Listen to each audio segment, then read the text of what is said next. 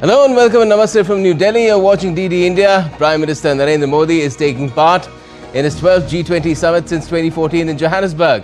Today is day 2, where he'll be having key bilateral and multilateral meetings, including with host nations South African President Cyril Ramaphosa and the India-Brazil-South Africa grouping. He'll also participate in the third session of the G20 summit, which will have a critical minerals and tech focus.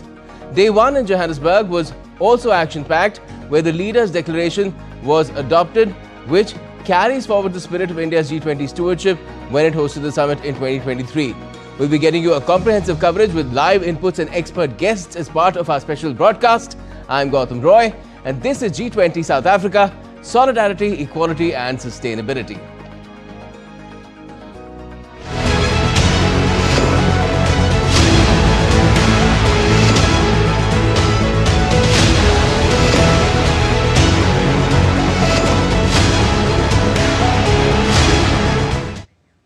Well, taking forward his efforts to put forth India's perspectives on the G20 agenda and discussing key global challenges, Prime Minister Modi, who is on a visit to Johannesburg, South Africa for the G20 summit, will be participating in the third session of the summit today.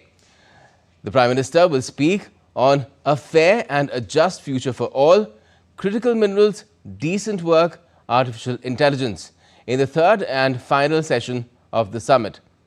Later in the day, Prime Minister Modi will also be participating in the 6th India-Brazil-South Africa leaders meeting being hosted by South Africa.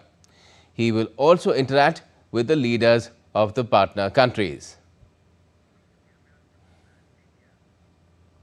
Now, Prime Minister Modi has termed Saturday's proceedings at the G20 summit in Johannesburg as fruitful.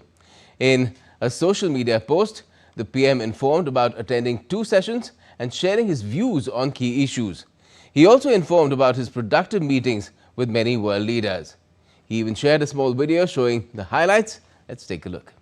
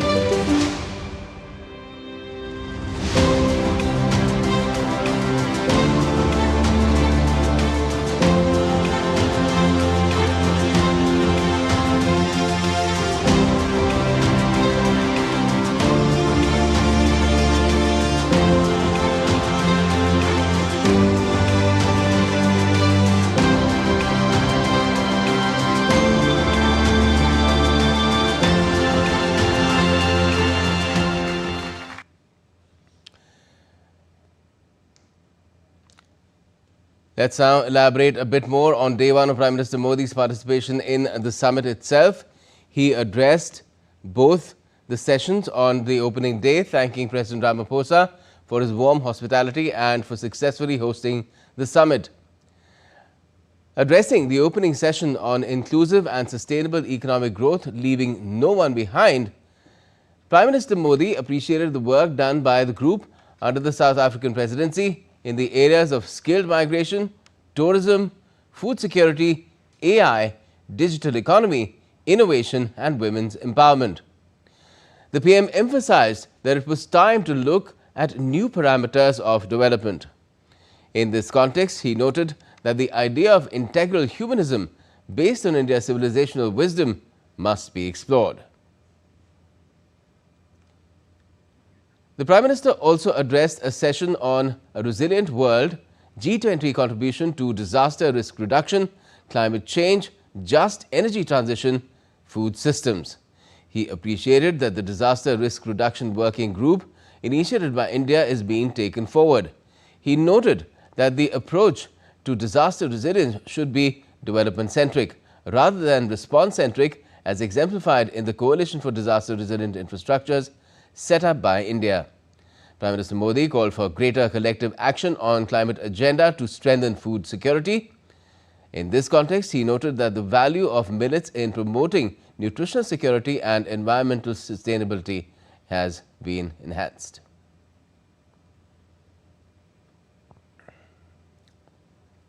The Prime Minister also sought a greater voice for the Global South in global governance structures.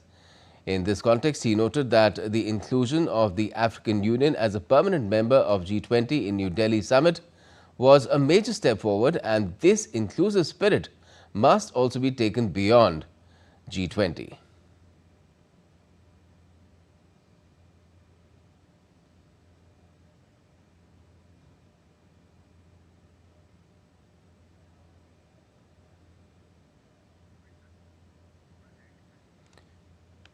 So these are some of the major pointers that emerged from Prime Minister Modi's interventions as far as the G20 summit day one is concerned. Apart from that, the PM 6-point agenda was also something that was the highlight of day one, where he made certain critical proposals to do with not just health and the drug terror menace, but also critical minerals.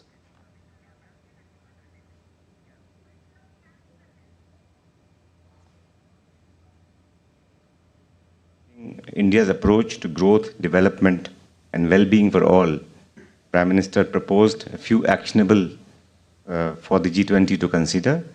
These included, number one, creation of a G20 Global Traditional Knowledge Repository. This would harness collective wisdom of humanity for the benefit of future generations. Secondly, creation of a G20 Africa Skills Multiplier. This program would aim to create a pool of 1 million certified trainers for skilling the youth in Africa. The third, creation of a G20 Global Healthcare Response Team, which would comprise healthcare experts from each of the G20 members and could be deployed to deal with global health challenges in any part of the world. The fourth, establishing a G20 Open Satellite Data Partnership, a program of satellite data in which G20 space agencies would make information available to developing countries for agriculture, fisheries, disaster management, among other activities. Fifth, he also talked about creation of a G20 Critical Minerals Circularity Initiative, an initiative which would foster recycling, urban mining, second life battery projects, and innovation of various types, and help in strengthening supply chain security and develop cleaner pathways of development. And finally, Honorable Prime Minister mentioned about creation of a G20 initiative on countering the drug and terror nexus. So those are some of the potent proposals made by Prime Minister Modi as part of the day one proceedings at the G20 summit in Johannesburg. And a declaration was also adopted at the Leaders Summit, acknowledging the impact of rising geopolitical and geo-economic competition. The leaders confirmed that solidarity, equality and sustainability are key pillars of inclusive growth. A spokesperson for South Africa's President Cyril Ramaphosa said that the document cannot be renegotiated, noting that it was prepared after months of work and an intense final week. India has ensured that the key outcomes of its 2023 G20 presidency continue to strongly shape the agenda at this year's G20 summit in South Africa, with the leaders' declaration echoing New Delhi's priorities and amplifying the voice of the Global South. Key outcomes from India's point of view are terrorism in all its forms and manifestations has been condemned. On technology, the transformative potential of digital public infrastructure has been highlighted. The New Delhi commitments to harness the potential of digital and emerging technologies, including artificial intelligence, has been reiterated. There was a push for strong language on empowerment of women and girls and in this regard, women-led development has been encouraged. The Coalition for Disaster Resilient Infrastructure, that's the CDRI, has been recognized in the declaration as well.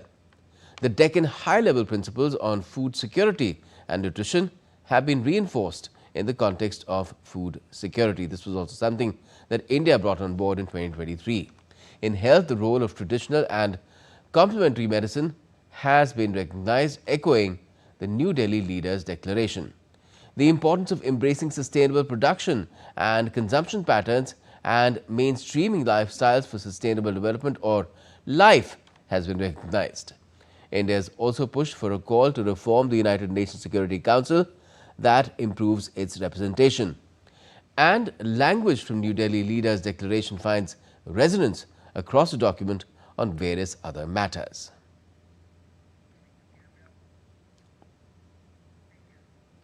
Now, one of the significant initiatives announced on the sidelines of the G20 summit was by Prime Ministers of India, Australia and Canada about the Technology and Innovation Partnership.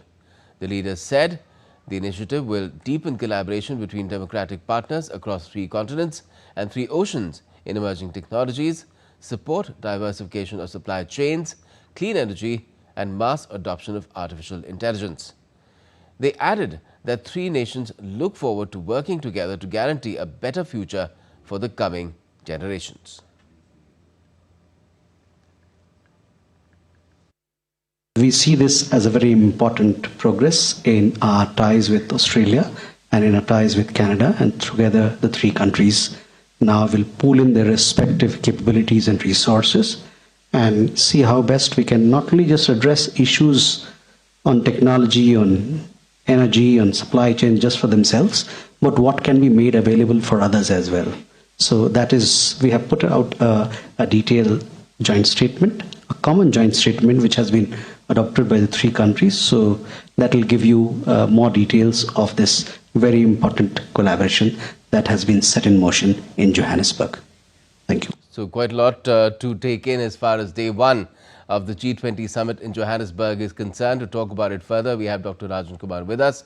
He is from the School of International Studies at the Jawaharlal Nehru University in Delhi. Well, good afternoon to you, Dr. Kumar. What do you make of all that took place on day 1 of this key summit? A lot of points in the leaders' declaration being reflected, which were brought in by India as part of its presidency in 2023 and taken forward as well, despite some impediments coming along the way.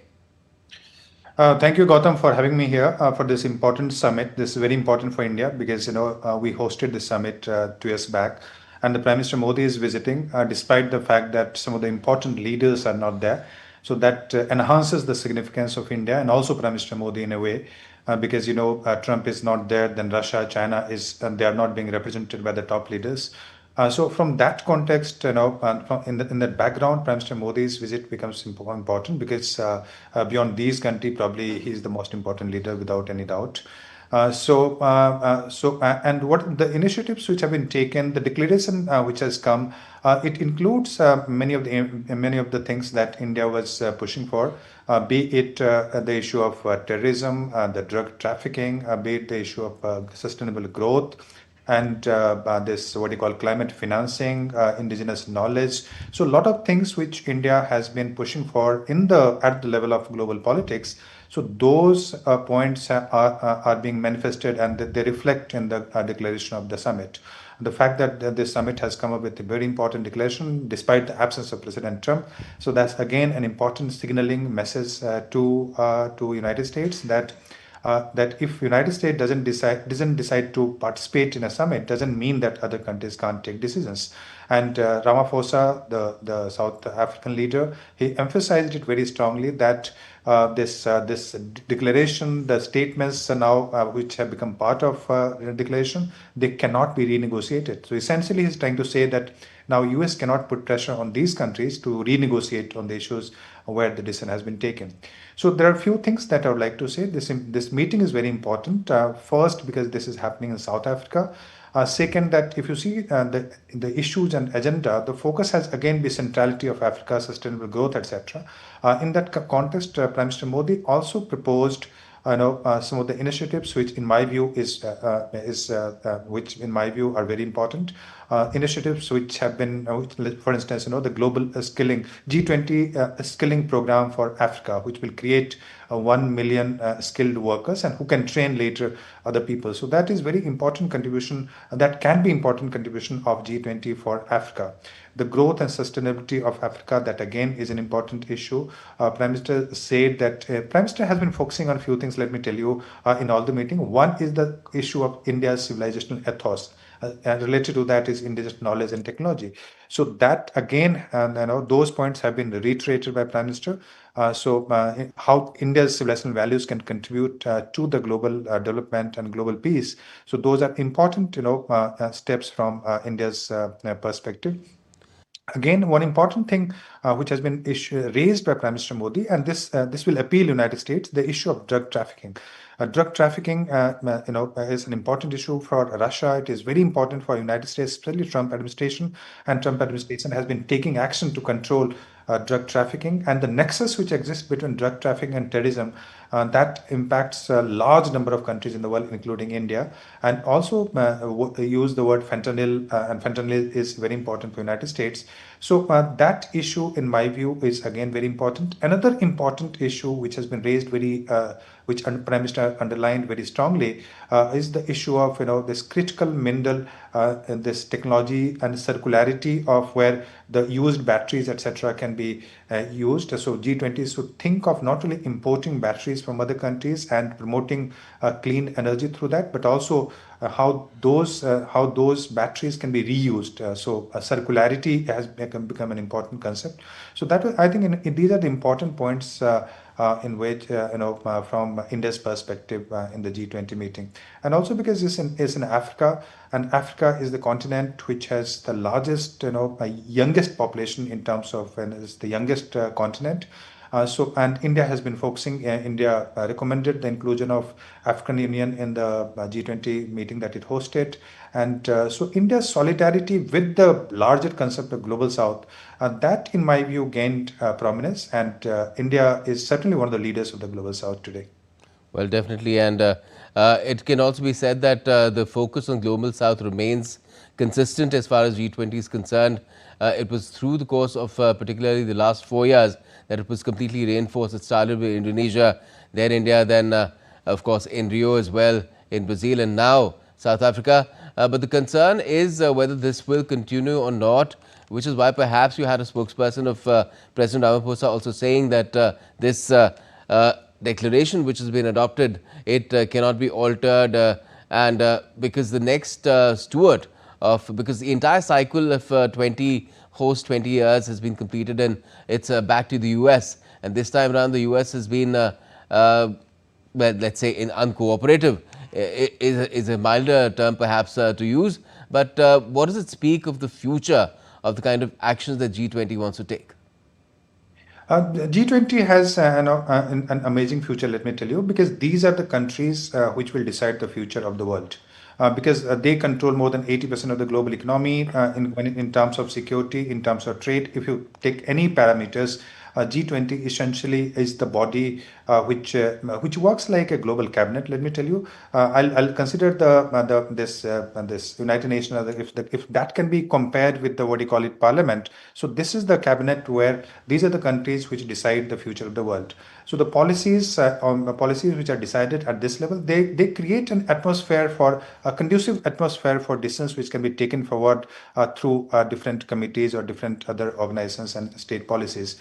So G20, in my view, will remain, although United States has not sent its representative. Trump is not participating in this forum because of it has some issues with South Africa. US thinks that South Africa is the country which is discriminating against the Afrikaner, the Christian population, white Christian population who control a lot of land there. Although there is no proven record, the evidence does not suggest that is a systematic state policy. Probably that's not the case. But Trump has been pushing South Africa to have a different kind. So that's the reason Trump is not participating. But so far as the future of G20 is concerned, let me tell you that how will you consider G20? So without any doubt, this is the most important forum today. Second, that it consists of G7 countries, and it also consists of a majority of the BRICS countries. So the two powerful blocs that you have today in international politics, most of the members are there. And these are the countries which formulate economic policy. They are the countries which are active on the issue of climate change, on the issue of energy policy, when it comes to national security. The G20 will remain important. If not G20, then what? There's much more chaos and disagreement in what you call United Nations.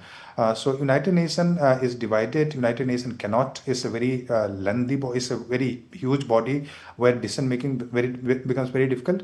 So as G20 initially, the way it emerged, essentially it came when the G7 countries thought that they are not in position to decide the global policy, global economic policy, trade policy, etc. So they thought that G7 is not enough, and they should include other countries. And that was the time 2008 and 9 that you see that it is emerging as a proper forum where a number of other countries became a member. So in my view, this is a body which will remain important. Although I do not see the kind of geopolitics which is emerging, the kind of economic, trade rivalry, etc., that you see in the global context, that will not be resolved at the level of G20. But again, even if there are disagreements or contentions on the issue of trade, security, or global influence, you need a body where some kind of deliberations can take place. And do not expect that G20 will be a kind of cohesive forum the way G7, for instance, operated. That is not possible because it's a very large body. It has a representation from North, it has a representation from South, West and East all together. But in my view, this is a very comprehensive body. And one of the challenges with the G20 is that the decisions which are taken are not necessarily enforceable. For instance, and it does not have a permanent secretariat. So these are the issues that G20, as a consequence, institutionalization is a challenge for G20. But again, it's a forum for large discussion and building consensus on important global issues.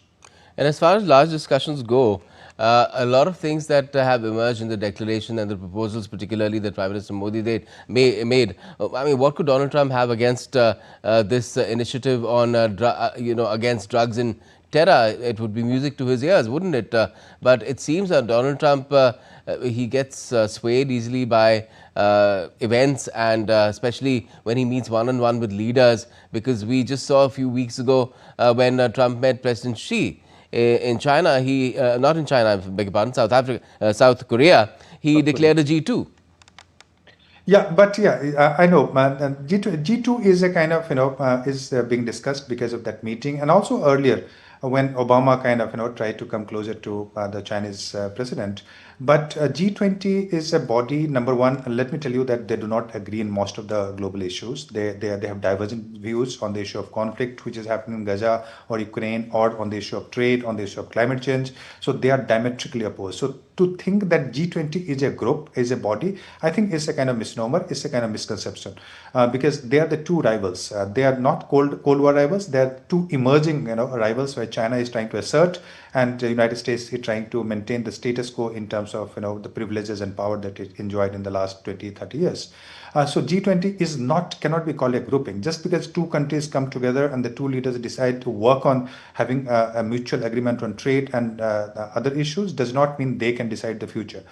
So because of the disagreements, and also because G2 is, if these two countries come together, let me tell you that they cannot decide the future of the world.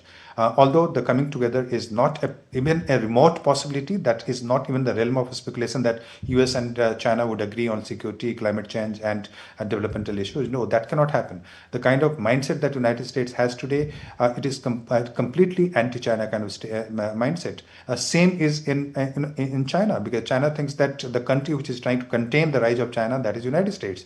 So G2 cannot be a cohesive forum ever, let me tell you. In the next 15-20 years, I do not see that happening at all. So in the absence of G2, what I consider that, yes, G7 is an important forum, but that is an important forum from the Western perspective. India is today the fourth largest economy, but India is not a member of G7. So how do you deal with that kind of situation? So G7 again is not a very representative body. So what is left is the essentially G20, where the Western countries and the countries from the global South, they come together and they try to work out on a number of issues which are contentious, be it trade, security, climate change, etc. And they do try to build a consensus. But as I said, the disagreement is a part of G20 because it's a huge body. Interests are different. And in many of the contentious issues, they do not agree at all. But yes, on the economic issues, on the climate change, on the developmental issues, there's a huge possibility that some consensus can emerge. For instance, in the issue of the United States didn't participate, but these countries, they decided, if you see this meeting in tandem with the other meeting, COP30, which is happening in Brazil, and the kind of statement which have come from both the summits, that is very interesting. That both are saying that the climate financing is an important issue, and the requirement is like $5-6 trillion for the developing countries by 2030. So climate financing is an now it's been quantified as well. In Delhi, it was moving from billions to trillions, and now it's been quantified to be $5-6 trillion, as you mentioned. So that is also quite substantial. Yeah, that's right. Yeah. So what I'm trying to say here is that the world is trying to send a message to President Trump that the world can move without United States if you decide not to participate. As you know, that the United States is withdrawing from most of the this multilateral organization, is not participating in G20, which is an important forum created and supported by the United States for such a long time. Then it is not participating in the COP30 meeting, the climate change meeting, which happened in Brazil, and then on several other this WHO, etc. United States has already withdrawn. So withdrawal of United States and then these countries, now they are willing to take the decision. So what is the message being sent to United States? That multilateral organizations can work even in the absence of United States. And if they do not agree, doesn't mean the world will not understand the risk and the issues that the world is facing.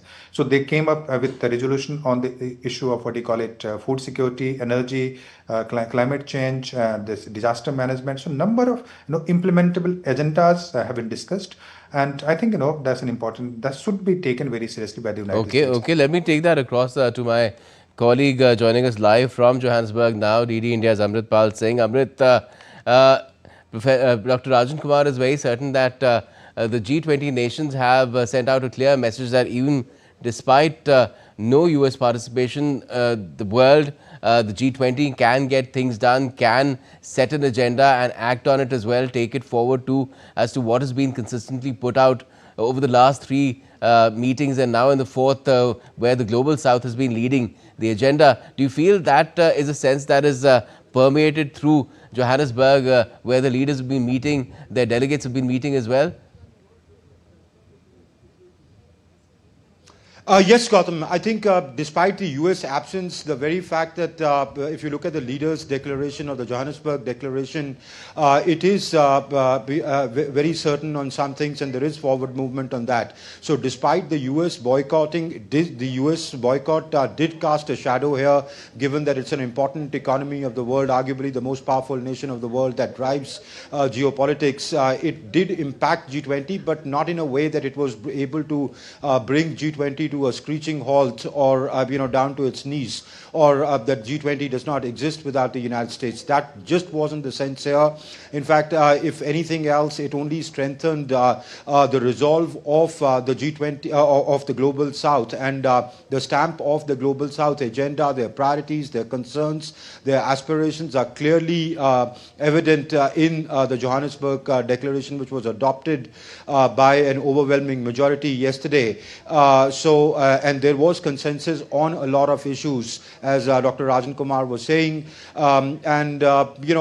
It is something which started with, say, the past 4 presidencies have been with the countries of the Global South, ranging from Indonesia to India to Brazil and now South Africa. So India played a significant role during the New Delhi Declaration. So the Johannesburg Declaration, in fact, in many ways takes it forward and quantifies, as you were saying, on climate finance financing what was agreed in principle. So there is a forward movement on issues that affect the global south, and there is a broad understanding of I've been here for the past 3 days, of all the people, the think tanks that they are here, the journalists, in fact leaders of the participating countries, including from the developed world, that they understand that G20 needs to factor in the concerns. It's no longer the grouping that was led once by the agenda of the developed world because of their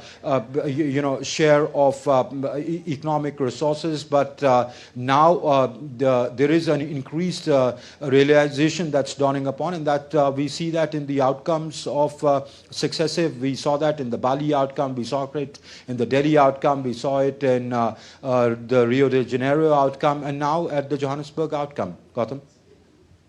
Right. Now, Amrit, I know that the message is being sent out to the US that even despite its non-participation, things can get done. But just tell us, what are you hearing about the handover? How will that unfold today? Because normally what happens is the gavel is passed on from the incumbent host leader to the successor, but that's just not possible. And I believe that, well, there were reports that there may not be a handover because the Americans were only sending charge d'affaires of their embassy and not even an ambassador. I mean, there's no ambassador right now in South Africa for the Americans.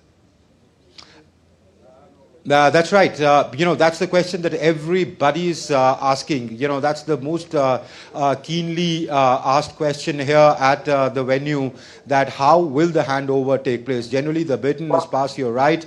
Earlier, there were reports that, it could be given on to an empty chair, symbolizing a handover, because the handover has to be done. The US has to host, to take over the next presidency. But Cyril Ramaphosa is just not amenable to giving it to the charge d'affaires. He believes that there should be participation or the handover at a certain political level.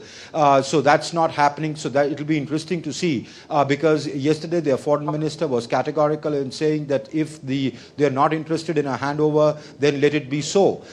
He went on record to say so much. So we are waiting for the day to progress. It's just started its morning here. In a little while from now, in about an hour's time, day 2 of the G20 will kick off. So we'll have to see the closing ceremonies in about 6 to 8 hours. So we'll have to see how this pans out and how that actually happens, because the US needs to take over the presidency unless the US decides to pull out of the G20, which doesn't seem something on the table right now. But it is a tricky situation here, that how will the handover take place. There are all kinds of speculations doing rounds. What exactly will happen, we'll have to let it unfold, Gautam. Well, that'll be quite a moment. Mystery and intrigue in Johannesburg mixed into all that geopolitics that is unfolding. On that note, Amrit, just stay with us, and I would also ask the professor to stay with us, because I'm introducing Ambassador Gurjeet Singh to the discussion as well, former senior diplomat. It was great to speak to you yesterday, and just wanted to get your thoughts on what's happened on day 1 as well, and the biggest speculation around day 2 as to how the handover will happen. Thank you, Gautam. Since I last spoke to you on this show, I think I had said on your show that Prime Minister Modi is the longest serving leader at the G20. I'm afraid I'm going to have to interrupt you, sir, for 1 second, because we've just had inputs coming in on a key bilateral meeting taking place in Johannesburg. You can see the images there, Prime Minister Modi with President Ramaphosa. That's the India-South Africa bilateral. That's just taken place a short while ago. We're playing out the images now that Amrit Pal has sent us. And let me go back to Amrit Pal. I'll come back to you, Ambassador Gurjeet Singh. Let me go back to Amrit Pal to just get some information about this key bilateral as well. It is an occasion, really, such multilateral meetings to hold such bilaterals as well, Amrit. But India and South Africa have been partners for very long now, strategic partners for several years, almost 2 decades. So what can you tell us about this particular meeting as to how ties are being taken forward with these 2 leaders meeting there?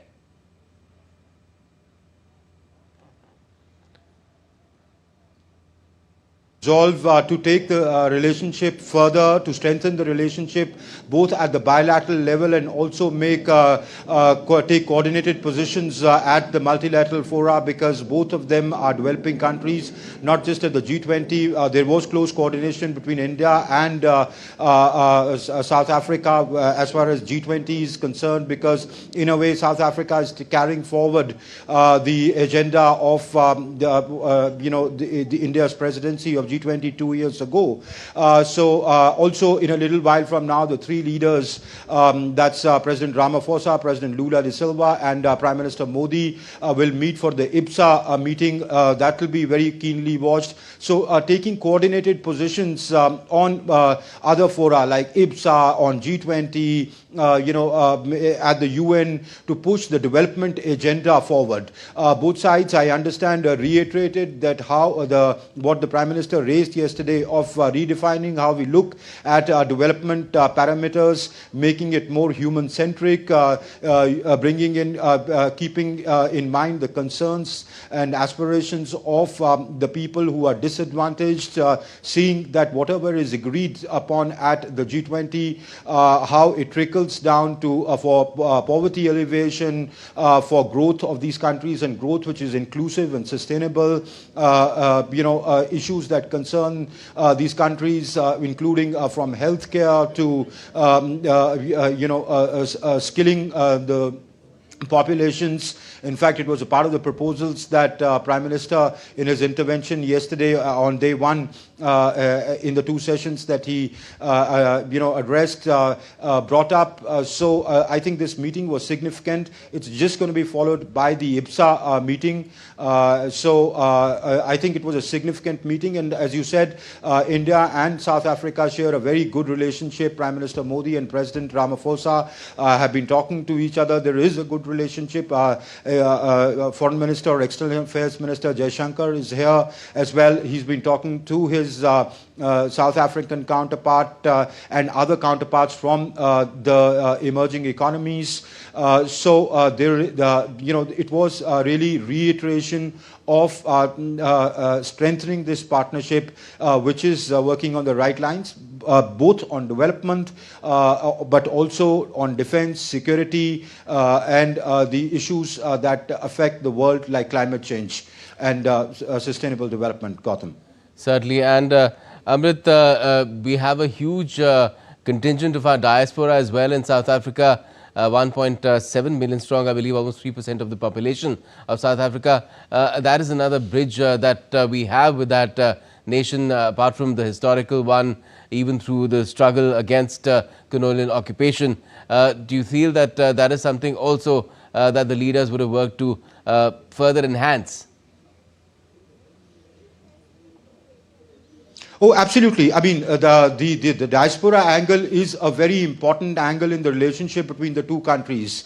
Let me tell you, there is all kind of diaspora here. There is diaspora. I met people from the diaspora whose ancestors migrated about 7 generations ago. There is a diaspora which is called the Girmitiyas, or the indentured labor that the British brought here during their rule of the colonial rule, both in Africa, in South Africa and India. I met a few people who said that their ancestors even predate that. There were businesses going on between the traders of Gujarat, of Kerala, with South Africa. So dating back even to the 1600s. And also there is, in the modern, that's the historical part of it, but there is a modern context to it. You find first generation people working in fields of technology, in artificial intelligence, in UPI payments or digital public interfaces. In the IT sector, then of course there is this whole gold and diamond trade. They are an important component of this relationship, and the two sides, we are still to receive the readout of what transpired, but the sense that I get after speaking to the Indian diplomats is that this is something the two sides are committed at strengthening. And in fact, if you look at on day before when the Prime Minister arrived here, he met tech entrepreneurs. Now these are people from Delhi, Bombay, Bangalore, Chennai, Hyderabad, first generation guys who the Prime Minister met. They're working in all areas like food security, agriculture, AI. So the Prime Minister discussed how this relationship between the two countries at the people's level, not just at the government to government level, but at the B2B level, can be strengthened. Ambassador Gurjeet Singh, has dealt with Africa during his service. He could shed more light on how they strengthen this relationship. But the sense that I get here is that they clearly, the tech entrepreneurs, the people working in new technologies, are a very, very important component of this relationship, and the two leaders surely would have discussed this in their meeting today. Gautam? Yes, and Amrit, do you feel that since there's a lot of anticipation building up on when the next India-Africa Forum Summit, meeting with the wider African leaders that India initiated some years back, when will that take place? Do you think that would have also been discussed between these two leaders? Oh, yes, absolutely. I mean, President Ramaphosa, being the president of South Africa, and South Africa is known as the gateway to the African continent. In fact, the Prime Minister had met the president of Angola, who's also the president of the African Union, for a polar-side meeting yesterday. So it does, given the fact that the Prime Minister referred to it, that how India is committed to the African continent by saying that it was India at New Delhi who made the AU or the African Union a part of the G20, or out of the proposals of skilling Africans, bringing 1 million certified trainers, skilled trainers over the next decade, health response team. So the focus clearly, or on even satellite data sharing, the critical minerals circularity initiative that the Prime Minister proposed yesterday. All these are initiatives or proposals which ring a very loud bell with the Africans. In fact, President Ramaphosa, because of the South African presidency, has invited a lot of leaders of the African countries to this G20, to the Johannesburg summit, because as a presidency, he has the privilege of inviting leaders as guest countries, or participate as guest countries here at the summit. When the Prime Minister was addressing both sessions yesterday, that clearly, as I said, struck a chord with the African leadership here. Okay, Gautam? sounds wonderful. Just stay with us, Amrit. Let me bring in Ambassador Gurjeet Singh once again. I'm afraid I had to interrupt you, Ambassador Gurjeet Singh, but just wanted to talk to you about India and South Africa as well. That partnership has been flourishing for some time, but it has huge potential still.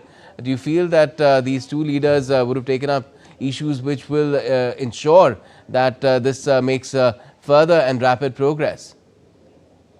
Certainly, though I believe that the primary issue that they would have discussed would be to ensure the success of this summit, which, as you have been pointing out, that there is the American shadow of absence over it. And despite all the positivity that has come out of the summit so far, the handing over to an empty chair is not without criticism from the White House. And also, while we talk of unanimity of passing the declaration, we must know that the Americans have abstained, but they are critical of the agenda. And Argentina, which participated in the run-up to the declaration, at the last meeting failed to show up. So they subscribed to the G20 spirit, but have not physically endorsed the declaration. Now, having said that, to keep the G20 focused on global South goals is something I'm sure Prime Minister Modi and President Ramaphosa worked at, because after this the presidency moves to the United States.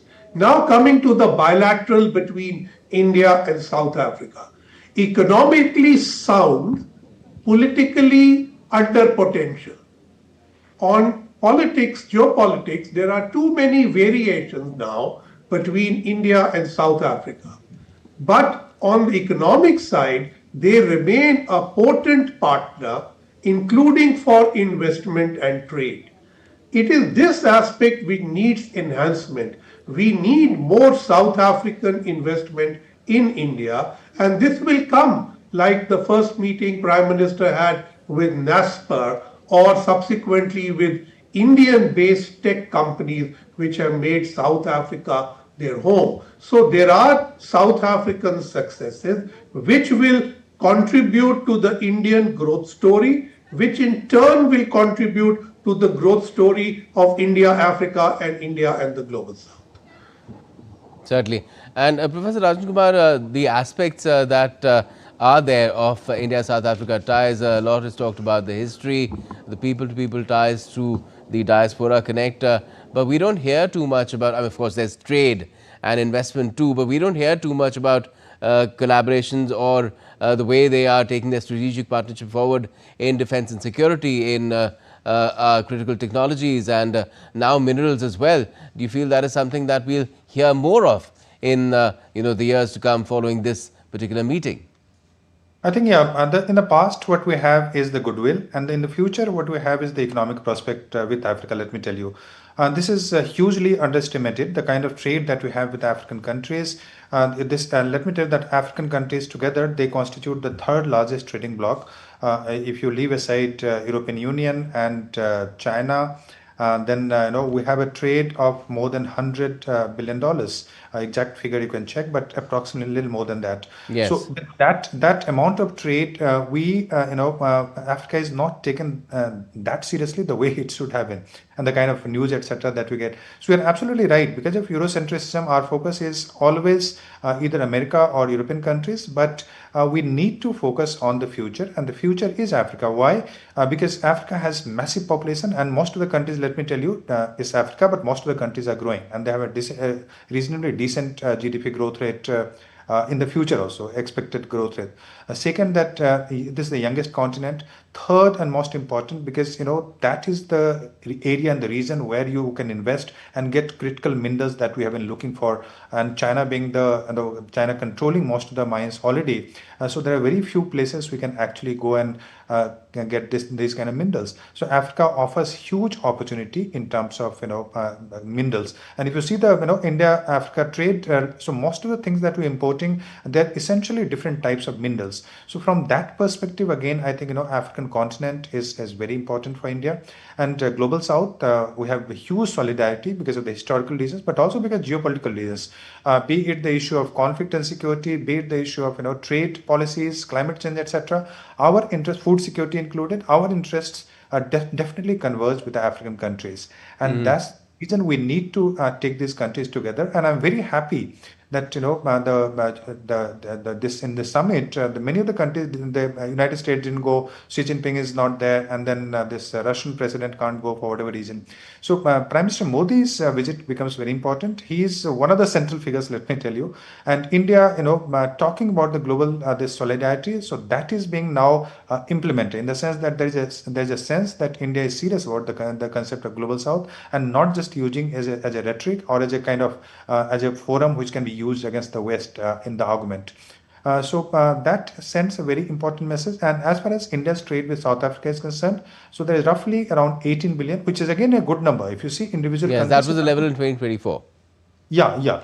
So we have a reasonably decent trade with South Africa, given the fact that it's a small country, small population. But with that, we have 18 billion of trade, and it's in favor of South Africa. We import much more than we export, but because we import very important minerals, including diamond, etc. So that is important. We need to we need those products for our industries and also to re-export. I think there is a very huge there is a chance of this relationship going further. And also, let me tell you that BRICS is an again important forum where these countries, traditional BRICS members, they cooperate very closely. And South Africa and India is a very close partner there. And also, our this reporter from South Africa, he was pointing out the IPSA meeting which is going to take place. So India, Brazil, and South Africa, again a forum. On the one hand, you have RIC, Russia, India, China, which is part of BRICS, and again you have here another forum which is again member of BRICS but also separate forum, because these are the democracies and their policies are different from, say, Russia, China on some of the issues. So IPSA meeting again is an important meeting, and we need to strengthen cooperation with the countries of the global south without any doubt. Oh, definitely. And let me just, since we're talking about wider Africa now, Ambassador Gurjeet Singh, could I ask you, there was a time when the world was seen from the lens of great power conflict or great power tussle, and now it seems Africa is caught in this perception of being in the middle of an emerging power tussle, because America is seen to be withdrawing from Africa. It's shut down US aid, and a lot of African countries are still dependent on the aid, and there's a huge gap in terms of the kind of needs that they have now, which they expect other donors to fill. Efforts are being made, but that's a big gap. I don't know if that can be filled or not. But the tussle that seems to be emerging, or has really now taken center stage for Africa, is between India and China, hasn't it? And how are we taking that forward? Thank you. So, in the recent crisis, let's say over the last 5 years, Africa, which has been known to have China as its primary partner, has not benefited from China. In the COVID pandemic, no benefit. In the Ukraine crisis, grain problem, food security, no benefit. In the BRI investments dried up. Trade, now China says we will give duty-free access to all African imports. Some movement. This is to counter the withdrawal of AGOA. But is that because they want to give Africa access, or they want access for their own overcapacity and their goods? Well, it is not reciprocal. Africa is not giving them duty-free access. They normally get that, like, with 5 countries in resources in exchange for infrastructure. But that model is not working now. If Angola is turning more to India, it is because the China-Angola model has now run its course. And the same goes for many others. But yes, USAID has shut down. AGOA has been withdrawn. But America has not withdrawn from the African continent. American companies, particularly for critical minerals and related infrastructure, are moving rapidly in the last 3 years. If you see Trump's efforts to resolve the DRC Rwanda issue, it is related to critical mineral supplies for both sides. And American companies are investing there. Americans are pressurizing African countries to curtail exports to China so that China cannot dominate the critical mineral supply chain.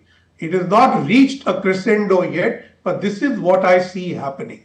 So where does India stand in this? India stands with Africa, but in this scenario, our rival is China, not the United States. In fact, with the G7 countries, all of them appreciate India's model of cooperation with Africa. And they have stepped up to have trilateral cooperation with India, each in their different way, not in the same way. So China does not have that with India because China knows that the Indian model reaches the heart of the African people, and therefore their valueless claims will be challenged by value-based cooperation that India leads and which the G7 will support us. We also want critical minerals, but China will not give them to you. There is a better chance if we worked with American-led supply chains, because those are commercial-led, and we could work with African countries, particularly because it is no more only a supply situation. African countries today want beneficiation, and you heard President Ramaphosa speak at the summit yesterday on this. So it is how to set up processing units in Africa, in which India, along with some G7 countries who have the technology, could do so. I would also like to add that since I last spoke to you yesterday, when I said that Prime Minister Modi is now the senior most leader in the absence of Xi Jinping and Putin to attend the summit, I would like to say that what Prime Minister has done yesterday is absolutely statesmanlike. You have said in your script that it is 6 new initiatives. I thought there are 8 initiatives. And all of these become very important for building a cohesive G20, putting up the global South agenda, and setting the pace for India-Africa cooperation, particularly based on human resource development in the next decade. Right. And as far as Prime Minister Modi himself is concerned and India is concerned, Professor Rajan Singh, do you feel that India can still act as a bridge and keep the US on board? I mean, it's not gone off board as such, but just because of the fact that the G20 summit this time around was in South Africa, it has been, well, absent and non-participating. But things might be different next year? Oh, without any doubt, things would certainly be different, and President Trump would like to use this forum to pursue his own policies, to push the agenda that he's pursuing, be it on the issue of immigration, on the issue of trade, on the issue of tariff, etc. So he'll use this forum without any doubt, and he likes these forums, and he has been very active. He wants to be known as the most important global leader. He wants to be seen as the global peacemaker. So all of these things would be emphasized when this summit takes place in the United States.